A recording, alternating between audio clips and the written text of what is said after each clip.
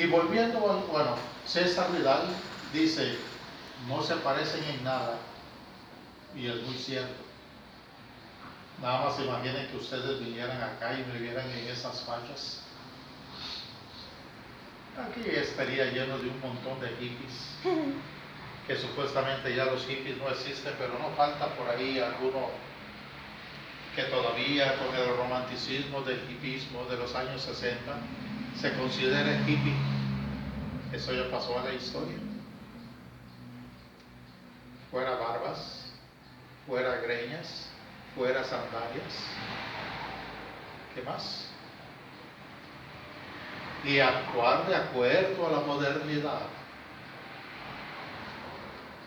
Y le decía yo al licenciado Saldaña en aquel entonces, licenciado, si a eso vamos, que casi un centenar de evangelios la iglesia los considera apócrifos, y afortunadamente este hallazgo de 1945 y que se encuentran dichos documentos en el Museo de Nag Hammadi en Egipto, afortunadamente esto no cayó en manos del clero católico, porque ya sabemos lo que estos señores hubieran hecho.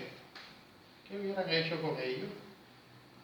O los guardan muy bien o los hubieran destruido. Y afortunadamente lo segundo no pasó. Igualmente con los rollos del Mar Muerto. Volviendo a ese programa televisivo, yo le decía al licenciado Saldaña, el Vaticano, si a esa vamos, también debe nombrar apócrifos los evangelios de Mateo, Marcos, Lucas y Juan, porque no tiene los originales. Y estaba presente un seminarista y pide la palabra y dice, licenciado, voy a decir una cosa, el señor Barrios Gómez tiene toda la razón. Lo que el Vaticano tiene de esos 4 evangelios canónicos son copias. No por esto vamos a decir que sean evangelios falsos. No. Editan un libro hace, qué sé yo, 20, 30 años. Y en estos momentos lo siguen editando. Y digamos, 20ª edición, 30ª edición, 40ª edición. Y eso no quiere decir que sea algo no fidedigno. Algo así sucedió con los evangelios canónicos. El Vaticano lo que tiene son copias, no originales. Pero volviendo al Evangelio de Felipe que se los mencioné, y a esa pintura de la Última Cena, donde claramente el pintor pone una mano de Pedro sobre el cuello de aquel personaje que aparece a la derecha de Jesús, que viene siendo María Magdalena, como si la quisiera estrangular. Y también aparece otra mano, un poco dudosa esa mano, como una daga, pero en dirección a Magdalena. ¿Por qué Pedro la quería estrangular? Sencillamente porque la odiaba. Y si nos adentramos, bueno, pero ¿por qué la odiaba Pedro? Le recriminaban los apóstoles a Jesús, y la amas más a ella que a nosotros. Y él les respondía, ¿y por qué no he de amarla más a ella? ¿Y por qué Jesús de Nazaret daba esta respuesta? Ahí tenemos que adentrarnos al Evangelio de Judas, en el que el teatrito que durante 2 milenios, casi 2 milenios, la Iglesia Católica estuvo manipulando, argumentando que Judas vende al Salvador del mundo por 30 denarios. ¿Lo vendió? Sí. Pero en estos momentos, si nosotros nos adentramos en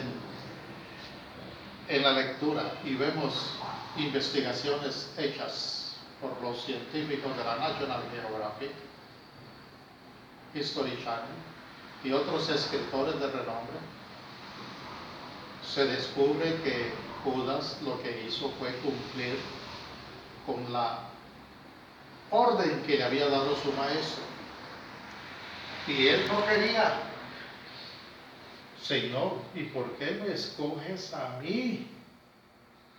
Voy a quedar marcado como un traidor por toda la humanidad. Me estoy enfocando al evangelio de Judas. Por eso se dice, Judas no fue un traidor, únicamente cumplió con la orden de su maestro. Y le responde Jesús, tú has sido el elegido, porque a través de ti se ensalzará y glorificará el Hijo del Hombre. Sí, Señor, pero voy a quedar marcado como un traidor. Y le vuelve a responder a Jesús, sí, Judas, pero un día se va a saber la verdad, se descubrirá. Y ese día tu nombre quedará limpio y brillará tan alto como cualquier estrella. Y ese día ya llegó. En estos momentos, ¿quién puede decir que Judas traicionó a su maestro? Incluso en la Biblia, a pesar de todas las manipulaciones que le ha hecho el clero, nunca imaginaron estos señores que iban a perder el poder, y a pesar que tienen mucho poder, ya no es como antes. Si estuviéramos en la Edad Media, ahorita ya estuvieran aquí afuera unos inquisidores, y a Anita en primer lugar por estar filmando y subirlo al YouTube, me la queman con doble leña verde. Y a Hugo que se parezca a los pollos guamuchi. Wasabi. Por ahí va, a los pollos wasabi. Y aquí a nuestro hermano Rafael, con más razón, por ser masón y por ser gnóstico. Y yo por andar de revoltoso, estaría yo feliz de la vida porque no me van a rostizar a mí solo. Ustedes también por revoltosos. Y se lee en el Evangelio de Felipe, el Salvador besaba constantemente en la boca a María Magdalena porque ella era su compañera sentimental. ¿Quieren mayor explicación? No podemos poner a Jesús de Nazaret como un afeminado que por el hecho de ser el Hijo de Dios nunca iba a tener esposa. Él fue un ser humano como nosotros. Él mismo lo dijo, mi reino no es de este mundo. Su reino estaba en otro lugar. Por eso los israelitas no aceptan a Jesús como el Salvador del mundo. Ya sabemos que el pueblo israelí es belicoso. Y no iban a aceptar a alguien que vino a cambiar las leyes de Moisés. Que también esas leyes ya son anticuadas. ¿Qué es lo que está pasando ahorita en nuestro México con la Constitución? Ya comenzaron a hacer algunos cambios. Porque hay ciertas leyes que ya son obsoletas. Se necesitaba cambiar y para eso quitar a esa bola de ratas que estuvieron aquí en el país por prácticamente un siglo. Dicen que, ¿cuántos años el PRI? 70 años. 72 por ahí, o 73 años. Ya me metí en política, pero la verdad no pega, pero incomoda.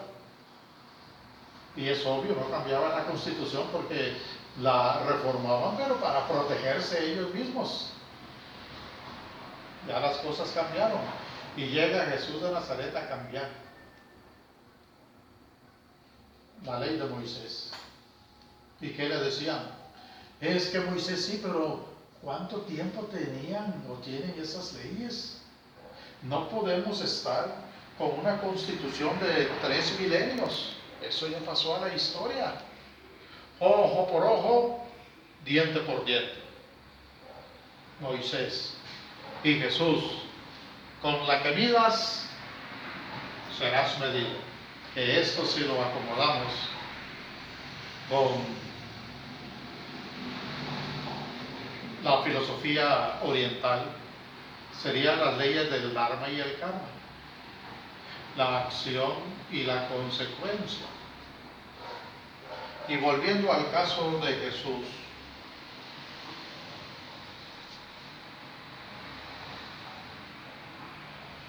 hay veces que yo me pregunto y meto a personas en un callejón sin salida cuando me escuchan decir estas cosas. Anita, que ha estado en mis conferencias y cuando yo he hablado sobre ello, ¿cómo ha estado el auditorio, Anita? ¿Ha estado vacío? Ha estado lleno, que ni un alfiler cabe en el auditorio. Y como me dice una de mis hermanas en Costa Rica, porque le mando escritos en ocasiones, me dice: Frank, es que aquí en Costa Rica estas cosas no se dicen. Y yo le respondo: pero México es otro mundo. En México yo hablo de esto y la gente me alaba. Y ahorita lo estoy hablando públicamente. Y no es nada novedoso, no es algo que a mí se me ocurra. Esto es historia. Y la historia está escrita. La historia no es algo que a algún conferencista se le ocurrió decir o decirla, porque eso ya está desde tiempo atrás. Y Jesús de Nazaret, ¿dónde estuvo? De los 12 a los 30 años. Se dice 12 años, pero habrá tenido 12 años. ¿Qué edad tenía cuando lo crucificaron? 33. 33. Y si nos ponemos a estudiar la historia, cuando los magos llegan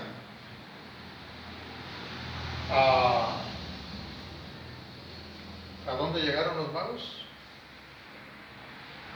Venían de Babilonia.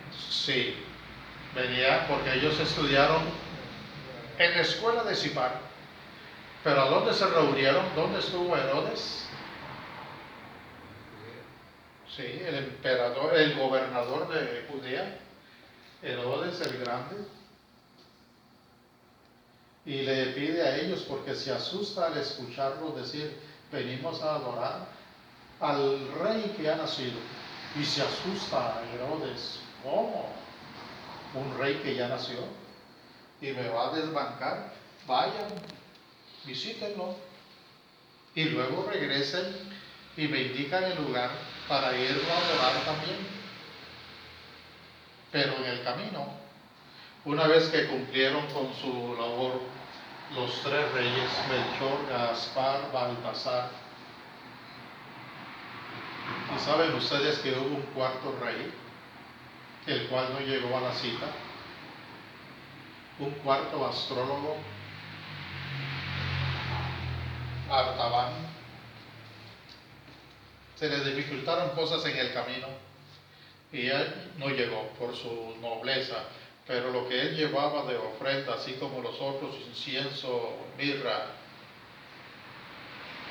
¿y qué más? Era incienso, mirra y Oro, sí. Artaban lo que llevaba era un cofrecillo con una pequeña fortuna, gemas, oro, gemas. Pero en el camino su buen corazón le hizo ir gastando poco a poco esa capital Y esto atrasó su viaje y ya no llegó. Sin embargo, cuenta la historia que él llega a Jerusalén y es en el momento cuando a Jesús lo están crucificando. Al respecto hay literatura, hay una película, El cuarto rey mago. Pero volviendo al caso de Jesús, cuando Herodes el Grande se siente burlado, ordena la matanza de los niños, conocido aquello como los santos inocentes. Todo aquel pequeño que tenga 2 años de edad hay que degollar. Pero el pequeño ya lo había llevado a Egipto. Al niño Dios, como se le conoce. ¿Y por qué estoy mencionando a Herodes? En las estadísticas romanas aparece que Herodes fallece en el año 4 antes de la era cristiana. ¿Cómo es posible que ordene la matanza de los niños inocentes tiempo después? Si él fallece 4 años antes de la era cristiana. Nada más pónganse ustedes a analizar este dato que les digo, que no concuerda en nada con lo que la iglesia nos ha enseñado. Que Jesús de Nazaret, el Hijo único de Dios, ¿hasta cuándo fue reconocido e impuesto como el Hijo de Dios? ¿Hasta cuándo? En el concilio de Nicea, en el año 325, ordenado por Constantino el Grande, en complicidad con el Papa Silvestre. Y es hasta 4 siglos después cuando imponen a Jesús de Nazaret como el Salvador. Antes se le reconocía como un gran profeta. ¿Y por qué tuvo que pasar tanto tiempo? ¿Por qué Jesús de Nazaret desaparece de escena y supuestamente hasta los 30 años de edad vuelve a reaparecer? ¿Por qué se fue? Si nos adentramos al estudio de los evangelios apócrifos, ya Matías había escrito que desde pequeño él había demostrado sus dotes de divinidad.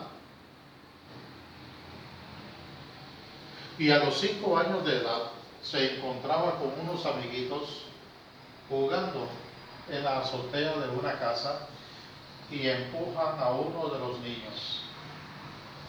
Y este cae a la calle y se muere en el acto. Y los otros niños huyen despavoridos, quedándose únicamente Jesús, el niño Jesús, 5 años de edad, en la escena. Y llegan los padres del difunto y la agarran contra el pequeño Jesús y le echan la culpa que él había sido el causante de ese deceso.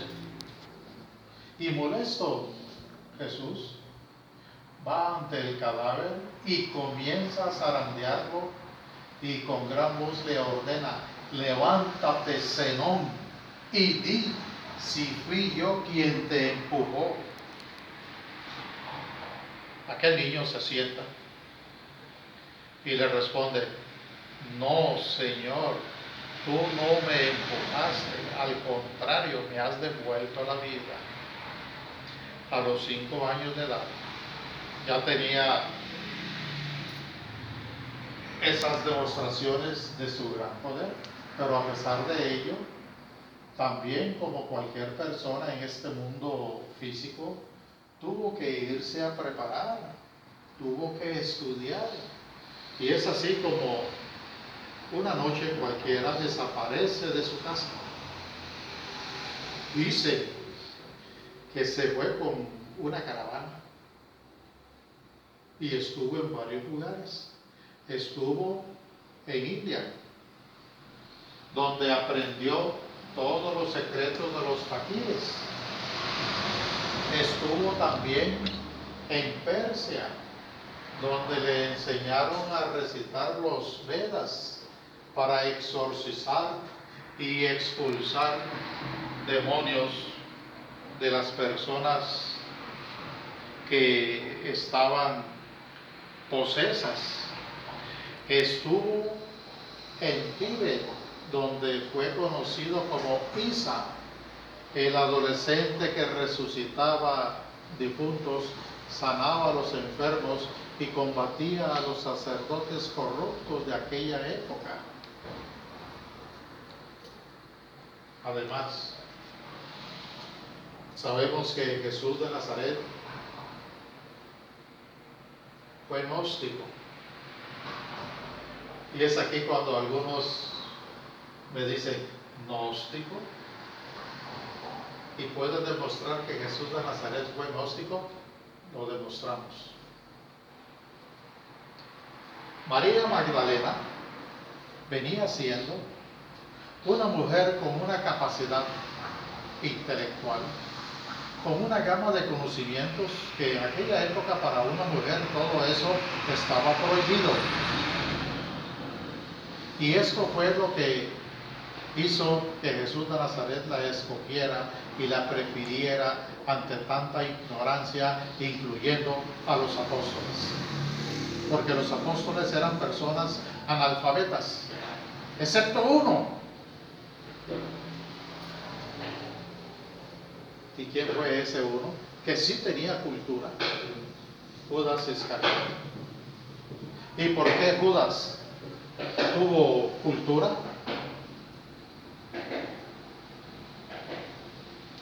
Habría que adentrarnos a la historia de Judas, el cual su madre fue una prostituta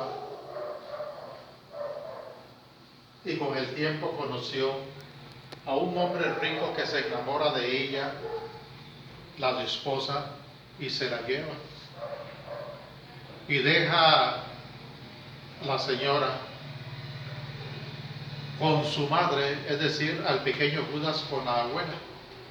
Y le mandaba monedas de oro. Todo esto está en el libro de Urantia. Hay que estudiar en Urantia la historia de Judas. Le mandaba monedas a la mamá, la abuela de Judas, para la manutención del pequeño, pero era tal la avaricia de la abuela que lo tenía mendigando y se clavaba esas monedas. Ya tenía en un cofre la señora un pequeño tesoro. Y Judas sabía dónde estaba ese tesoro. A la muerte de la abuela, después del sepelio, se apodera de aquello y se va. Se fue. Se convierte en mercadero. Desafortunadamente, con el tiempo, lo agarran los salteadores y después de despojarlo de lo suyo, lo venden como esclavo y lo compra un soldado romano, el cual le tomó mucho afecto. Y ustedes saben que en aquel entonces era normal que se adoptaran hijos, así como el emperador tenía sus hijos adoptivos. Ese soldado adoptó a Judas y lo instruyó, pagó para su instrucción, lo hizo una persona culta. y hasta lo tenía incluido en la herencia, pero en